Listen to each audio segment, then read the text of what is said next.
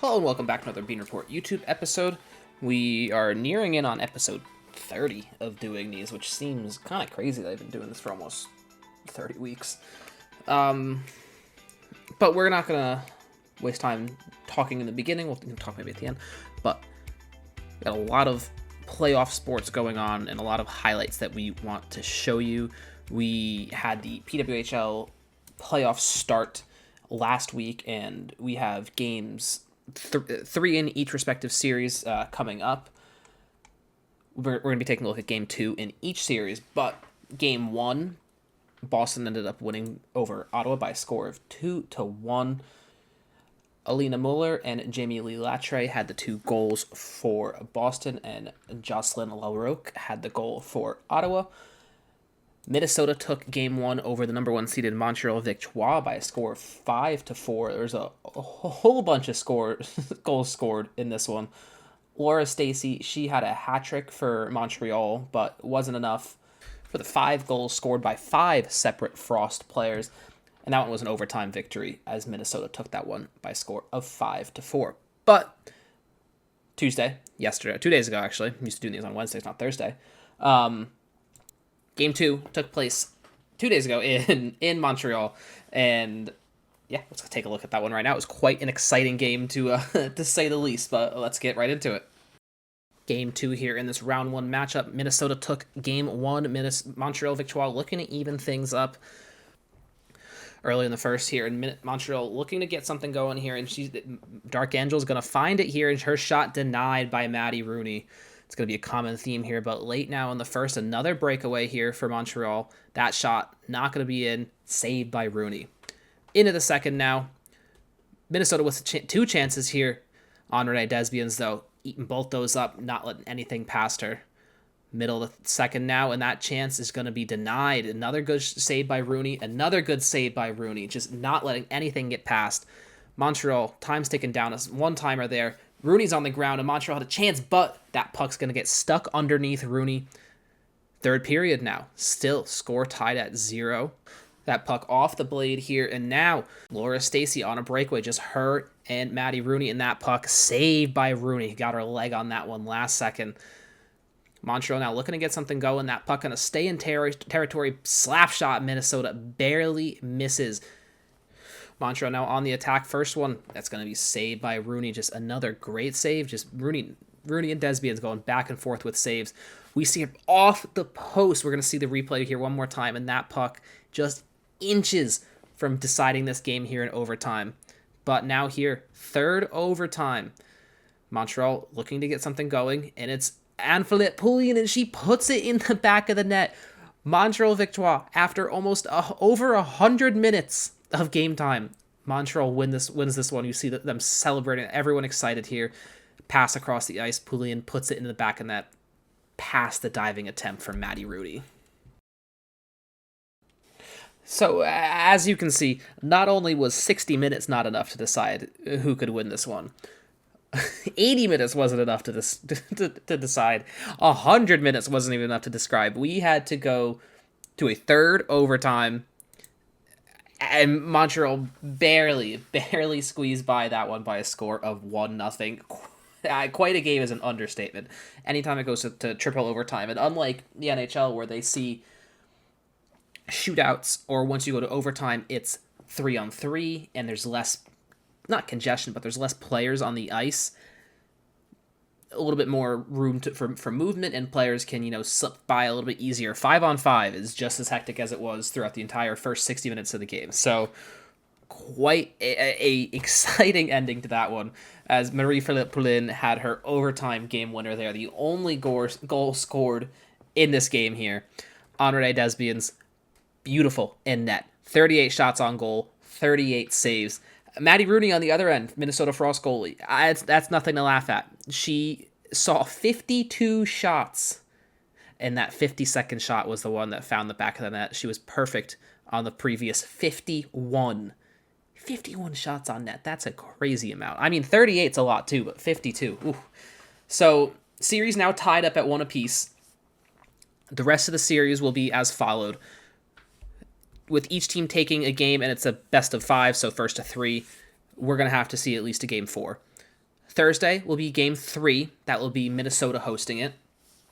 Friday, Minnesota will also host. That will be game 4, with Montreal hosting the first 2 games in the series. Minnesota will now host the next 2 games in the series. And the if necessary slot, that little asterisk on that last one, if series is tied at 2 apiece by the time game 4 finishes, Montreal will host Minnesota in game 5 next Monday night.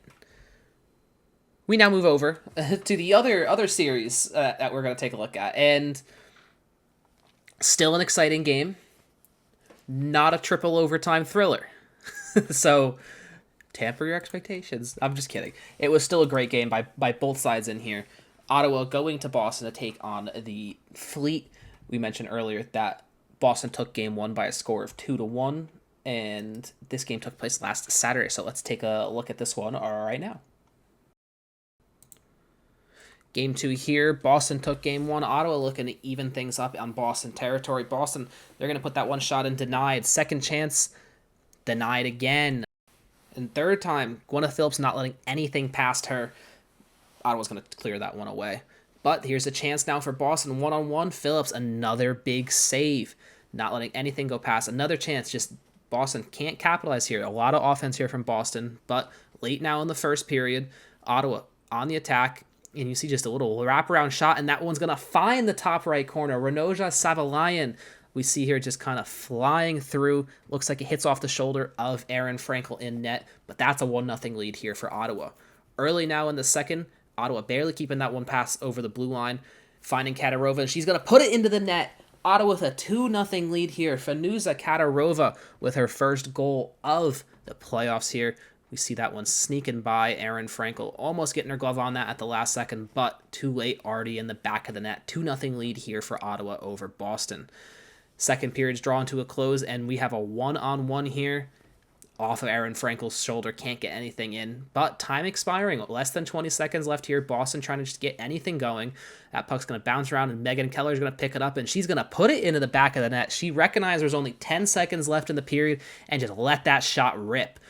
We're going to see that replay here, that puck finding Keller, and she's just going to smartly just let it rip through 3 defenders, off the post, and into the back of the net. 2-1 lead here for Boston. Another chance here. Gwyneth Phillips, just a big save again, not letting anything going from Boston. Ottawa here still on the charge. That one's almost in after off the puck. 2 chances, 3 chances, almost 4, and Phillips blocking everything. Minute and a half to go here. Empty net here, and it's Gabby Hughes. She's going to collect it just in reach, and she puts it into the back of the net. Empty net goal here, 3-1, and that's going to be the final score. Boston can't get anything go with just a second left, and it's Ottawa Charge winning this one. Gwyneth Phillips with a great game in net for the Ottawa Charge as they win this one 3-1 over the Boston Fleet. As you can see, just like the Minnesota-Montreal series, this one's tied up at 1 apiece. Ottawa took this one by a score of 3-1 here over Boston. For the Charge, Gwyneth Phillips was almost perfect in net. 31 shots on goal, 31 saves for her. Fanuza Katarova had her first playoff goal of this series. Ronja Savalayan had a goal as well, and Gabby Hughes, we saw at the end, put in that empty net goal to make it a 3-1 victory. Megan Keller for the Boston Fleet, she had 2 shots and put in her first goal of the playoffs. Aaron Frankel, usually we see her and she's almost like a brick wall in net, but 20 shots, 18 saves, letting 2 go by, of course, that empty netter again. But again, just like the last series, this one as well, tied up at 1 apiece. Rest of the series, Ottawa will host the next 2 games. Game 3 will be played Friday. Game 4 will be played Sunday. And then if this series is tied up at 2 apiece after Game 4 finishes, Boston will have the advantage and get to host Game 5 on Tuesday in Boston, of course. So here's the bracket we're looking at right now. Of course, 1-3 and 2-4 against each other right now, and notched up at 1 apiece all around. Every team with 1 win, every team with 1 loss so far in this playoff tournament so far. And next week we'll take a look at who moves on from both these respective series, and who's going to be representing in the championship series. So quite exciting, and we'll be definitely going to keep up with this one. We move now over to some NBA basketball. So NBA playoffs, we had 2 games take place last night. First one we're going to look at here was the Philadelphia 76ers and the New York Knicks. And game 1, to say the least, was a blowout. The New York Knicks won by a score of 137-98, winning by 39 points. Not their biggest lead, not their biggest point differential of the playoffs, as they, beat the Hawks 140-89 in that elimination game in round 1. But this one a little bit closer in game 2 here, still hosted in New York by the Knicks. So let's take a look at game 2 of the Eastern Conference round 2. New York Knicks, Philadelphia Sixers here in the Garden in game 2. Knicks winning the tip-off here. Josh Hart going to miss his first shot. Andre Drummond gets the rebound, pushes up to Paul George, and he's going to find Kelly Oubre, who's going to put it in with the dunk for the Sixers' first points of the night here. Cat working, and he's going to find Bridges with a nice pass. In this playoffs here, Karl-Anthony Towns has had some pretty great vision here for the big man. Paul George stepping up here with a nice 3. No Joel Embiid for the Sixers tonight. Paul George going to have to step up, and he is so far early on, back-to-back 3s early on in this first quarter. See the Knicks here working on inbound play with not much time left on the clock. Brunson's going to find Hook Porty, and he's going to throw that one down here for the two points. Not a lot of time left. Clarkson, he's going to find Brunson. Brunson working on Edgecombe, and just Brunson working that mid-range is so consistent for him. Paul George, he's going to find Tyrese Maxey pulling up from deep, and he's going to connect there from downtown as the Sixers will extend their lead. Grimes catches the loose ball. It is blocked by OG. A tough attempt there. Knicks now in transition. Alvarado, he's going to pull up, open from deep. OG block leads to the Alvarado 3. Maxey, though, here working on Bridges, a great defender, but just simply that speed and his ability to finish is too good. And another good finisher here, Jalen Brunson, getting tough in traffic. Small guy, but he can really put some shots up. Josh Hart, he's going to find OG, who's going to put one in. Knicks taking the lead here late in the first half, but time expiring. Tyrese Maxey, VJ Edgecombe, he's going to connect that one. Sixers taking the lead here. But third quarter, Cat, he's going to work on Andre Drummond, and he's just going to get some contact, and just a weird shot, but an and one for him. Doesn't matter. Maxey here, Sixers trying to get some good ball movement. Shot clock expiring, but VJ Edgecombe in the corner. He connects. Sixers retake the lead. Not a lot of time left. OG connects with them. Not a lot of time left in the third, but OG connects and brings the lead. Brunson working on VJ Edgecombe, just that tough mid-range shot, always good for Brunson. Knicks tying the game up here. Josh Hart ties the game up with 6 minutes left here at 99 apiece, and just now at this point it's all Knicks. Jalen Brunson just working in the post here, just a fadeaway is simply too good from the mid-range. Sixers down 7 minutes left. Maxey going quick, and he's going to get a bucket there. Sixers down 5. But time expiring. Sixers down 6. They need points. Maxey's going to throw one up, but it's going to be no good. Brunson gets the rebound. He's just going to run around, keep that ball away. And it's the Knicks as the clock expires. Much closer than game 2, but the Knicks are going to take this one by a score of 108-102. Much closer than game 1. Much closer. Only a 6-point difference rather than 39 points, but New York still getting the victory here. Jalen Brunson led the way for the Knicks. He had 26 points on 9 of 21 shooting, 6 assists, 1 rebound, 1 steal, and 1 3. OG for the Knicks, Anunoby, had 24 points on 9 of 17 shooting, 5 boards, 4 steals, 2 assists, 2 threes, and 1 block. For the Sixers, Tyrese Maxey, 26 points on 9 of 23 shooting, 6 assists, 3 rebounds, 1 steal, and 1 3. And of course, with no Joel Embiid, Paul George had to step up as that number's 2 scoring option. 19 points, 7 of 18 from the field, 6 rebounds, 5 threes, 4 assists, 2 steals, and 2 blocks. So after 2, the Knicks hold a 2-0 series lead over the Sixers, and the if necessary part is a little bit longer here for this series. Game 3 and Game 4 are moving now from New York to Philadelphia, just down the turnpike now. going to Philly, as they're going to host game 3 and 4 on Friday and Sunday, respectively. And then the if necessary parts, if Philly manages to win both those games, or even one of those games, game 5 would come back to the New York on Tuesday. A potential game 6 would be in Philadelphia on Thursday, and that potential game 7 would be Sunday in New York. And that game 7 at the moment seems pretty far away for the Sixers. We don't know now if Joel Embiid's going to be able to play for game 3. Of course, he played in game 1, and they kind of got it handed to him. And then in game 2 here, he wasn't there, and they did lose by 6. But we saw the impact Embiid had in that Celtics series, so who knows? It was hip and lower leg injury for Embiid, and that's usually his. When he's missing time, that's usually the case. So we'll see if he returns in game 3 on Saturday.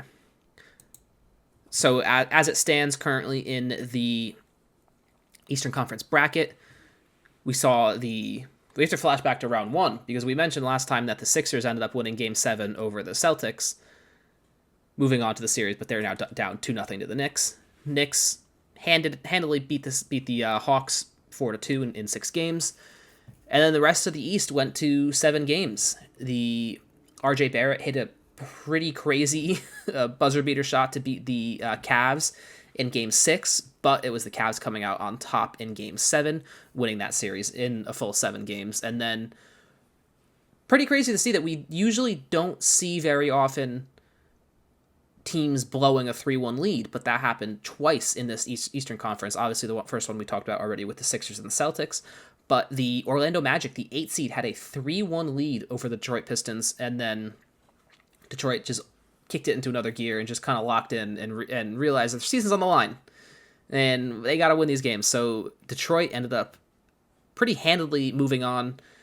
They were down 22 at one point in game 7, and then ended up winning by like 18 points. So Detroit moving on against Orlando. And Detroit then took game 1 against the Cavs in round 2, and we've already talked about the Knicks and the Sixers. So moving over to the Western Conference, we are at the time of making this video last week, we already knew that the Oklahoma City Thunder had swept the Phoenix Suns, and the Spurs had moved on against the Portland Trailblazers in 5 games. The 2 that we didn't get to see the ending for was the Lakers-Rockets series and the Timberwolves-Nuggets series. And both those series ended in 6 games. Lakers were up 3-0, lost 2 games, and then LeBron and the Lakers just kind of put their foot down and finished that one off as they moved on in 6 games. And despite Anthony Edwards getting hurt, hyperextending his knee, and Dante DiVincenzo tearing his Achilles, Minnesota down 2 pretty... One is their, without a doubt, best player, and DiVincenzo is a serious contributor on that roster. Without both those players, they still won 2 games and beat the Denver Nuggets with Nikola Jokic in 6 games. So, moving on now, the game we were going to look at, that also took place last night in San Antonio. The Spurs hosted the Minnesota Timberwolves in Game 2. Game 1, Minnesota took against the Spurs, and it was a fairly close game. Minnesota won 104-102 in that first game, and Spurs looking for revenge in Game 2, so we're going to look at that one right now. Game 2 in the Western Conference, round 2 matchup between the Minnesota Timberwolves and the San Antonio Spurs. Minnesota took Game 1. That's Victor Wembanyama and the Spurs winning the tip-off. Julian Champagnie is going to put up a back 3, but he's going to miss, and Wemby comes from nowhere and throws in the put-back dunk. We see Gobert for the first points there over Wemby for the Spurs there. Middle of the first, Castle, he's going to put it up. It looks like a shot, and Wemby just slaps it into the net. That for an and one. That's just the perks of having a 7-something freak there. Castle drives and gets the one-handed slam there. Gobert, he's going to find Anthony Edwards coming off the bench here, still recovering from that hyperextended knee, but he's going to connect on the three-pointer there. Naz Reid working over Wemby. He's going to make that 3, put it up and make it crazy. Carter Bryant with the big two-handed slam, Spurs dunk contest participant this past year. Deep 3 for Victor Wembanyama. No big deal over Gobert. Connects on that. Anthony Edwards working on the mid-range, and he connects there as well. Ant trying to get things going late in the second period, but their Spurs causing a turnover. and they connect their big lead going into the third, and that big lead is just going to stay. Julius Randle gets the steal. Shannon puts in the dunk.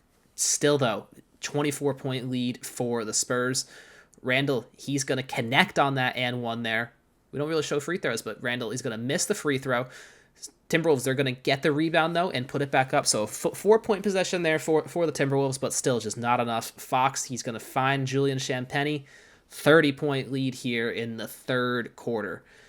Anthony Edwards, though, he's going to try and just get something going, and he connects that one, bringing the lead to 36. And then fourth quarter is just all Harrison Barnes shooting like he's still on the Warriors with Stephen Clay. He's going to connect on that one. Everyone's getting things, but just time it's just going to tick down here.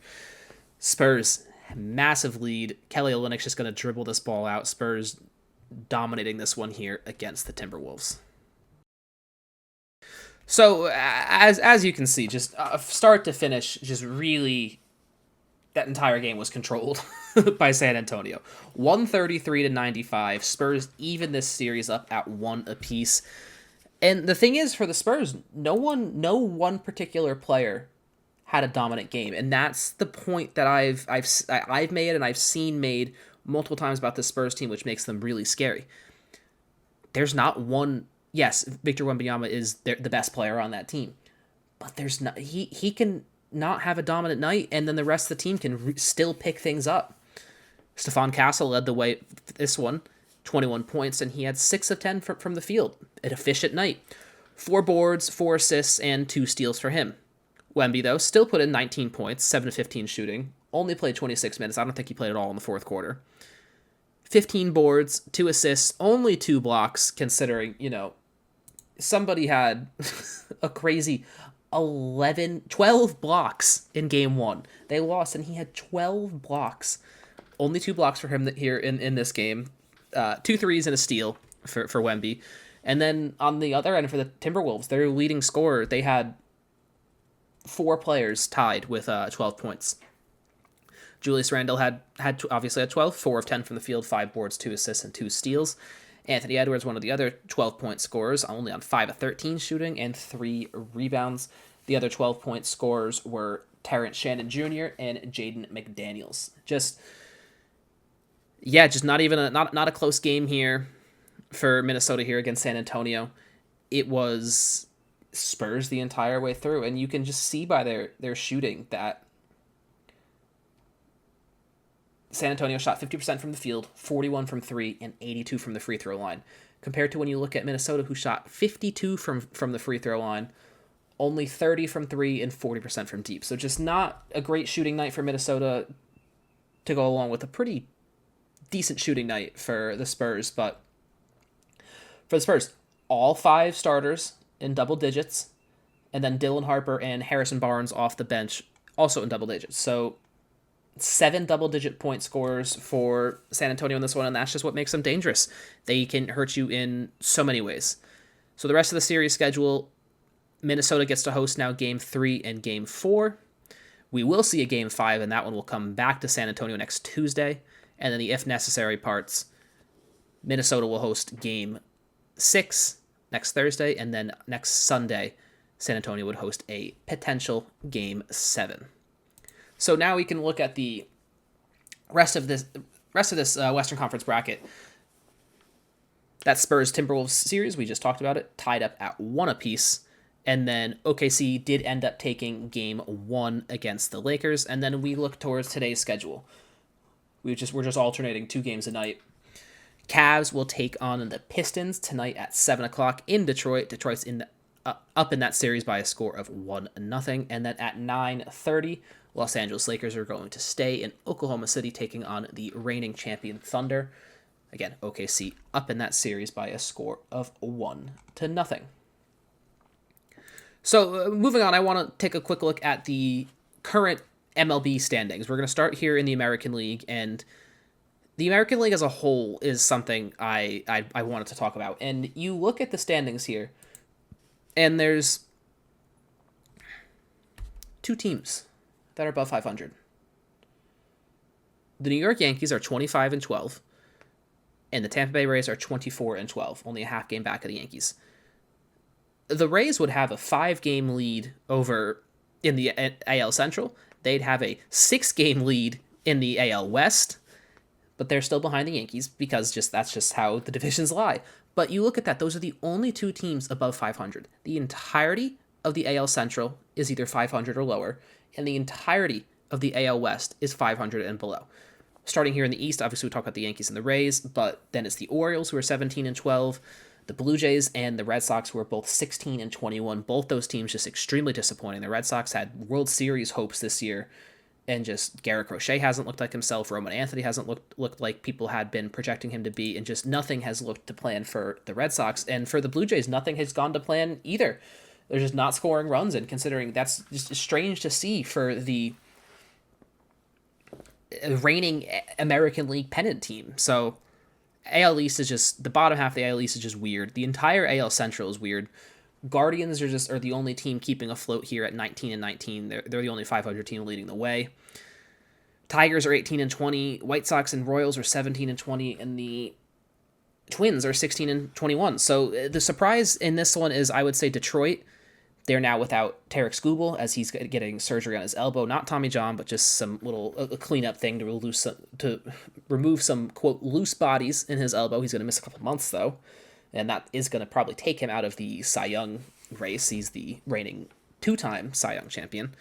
But I would say the biggest surprise in the AL Central is the Chicago White Sox, 17 and 20. They've just been pretty terrible the last couple of years, and they're floating now here at just a bit under 500, and you see that they are completely in striking distance of this AL Central at the moment. And in the West, the A's currently lead at 18 and 18, and it's the Mariners, the Rangers, the Astros, and the Angels. And the Astros and Angels just at the bottom, just tied for the worst record in the American League, tied for the second worst record in the entire MLB, but just another strange division. Seattle, they took Toronto to 7 games. They were the team that almost went to the World Series, and they're 2 games under. Houston, they can hit, but they surely cannot pitch, as they have allowed the most runs in the MLB. But at the same time, they've scored the 6th most runs, and they have the 2nd worst record. So it's just, the American League is very strange, especially when you look at there is a whopping 5 teams with a positive run differential. The Yankees, the Rays, the Tigers, the Mariners, and the Rangers. So just a strange American League. But we look over at the National League, and it's kind of strange as well. I'd say the strangest part was we're going to start in the NL Central, that all 5 of these teams are above 500, including the Pittsburgh Pirates. Cubs are 25 and 12. Cardinals are 21 and 15. Brewers are 19 and 16, and the Pirates and the Reds are both 20 and 17. Just the Pirates looking good. For once, they're looking good here.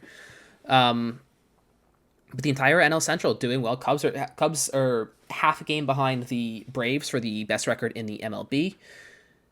And that brings us to the Braves. 26 and 12, they have the best record in the entirety of the MLB. They currently hold the biggest divisional lead so far. And the fact that we've only played 38 games and the Braves already have an 8.5 game lead over second place in the NL East is pretty crazy. Right now, it's the Phillies who seem like they're hopeless at the moment, as they just last week they fired their manager Rob Thompson. They're 17 and 20. They have won their last 4 in a row and have won 8 of their last 10. So maybe things are turning around a bit for Philadelphia, but still 8.5 games back from Atlanta, who just seems pretty unstoppable at the moment. Nationals are 17 and 22. Marlins are 16 and 21. And then we talked about them last week. The New York Mets, the worst record. Well, okay, sorry. The worst record belongs to those bottom teams in the NL West. But, okay, they're a half game better. The New York Mets are 14 and 22. We explained all that last week. Just nothing is going right for the Mets. But we look over now to the NL West. We already talked about the Central. Dodgers, no surprise, they're in the lead there, 23 and 14. Padres, they're having a great start, 22 and 14, just a half game back there from the Dodgers. Diamondbacks are 17 and 18, and then those Rockies and Giants just really not playing well at all, 14 and 23, the worst records tied for the worst records in the MLB. And it's Giants just the lowest amount of runs scored, and it's by a pretty decent chunk, too. The New York Mets are second lowest with 132 runs scored. Mets are 17 runs behind. The Giants are 17 runs behind. So just strange to see. There's just a lot of strangities. I guess that's a word. There's just a lot of strange rankings right now currently in this. The entirety of the American League besides the Yankees and the Rays. And then it's just the Mets, the Phillies. We talked about the Pirates. And then the Giants just not performing well at all. But anyway, I've talked a lot about a lot of things today. I'm going to wrap this up. Thank you everybody for listening, for watching to this another episode here. It's now May. It's May. It's warm out. Go enjoy some weather. And until next week we'll be posting back again on Wednesday. But until then, thank you all for listening and watching. I hope you all have a great day.